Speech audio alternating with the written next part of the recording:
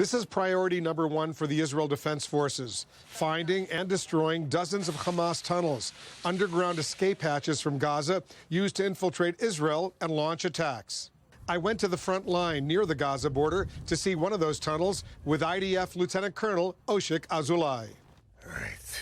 Israeli forces have uncovered more than 30 tunnels in this area. All right.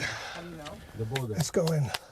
This tunnel is just under 2 miles long and about 45 feet below ground. It begins in the southern Gazan city of Khan Yunis and ends here, near an Israeli kibbutz along the border with Gaza. Let's go a little bit further in this tunnel. I guess the tunnel was built for relatively short people, because if you stand up, you're going to hit your head. I'm not that tall. But you see, it's pretty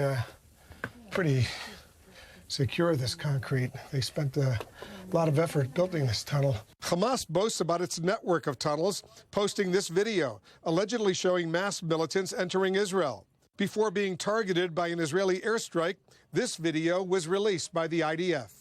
Hamas never got to use the tunnel I visited. The Israelis found it.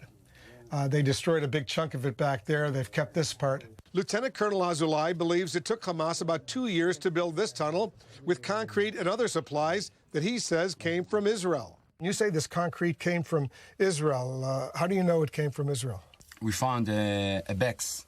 The bags. So basically the concrete was provided by Israel to Palestinians in Gaza to build schools, hospitals, stores, apartments, but they used it, what you say, to build this tunnel. Yes. Hamas has other tunnels that lead into Egyptian territory used to smuggle weapons and supplies into Gaza. But the IDF says the underground passages into Israel have only one purpose. From what you know, what was the purpose of this tunnel?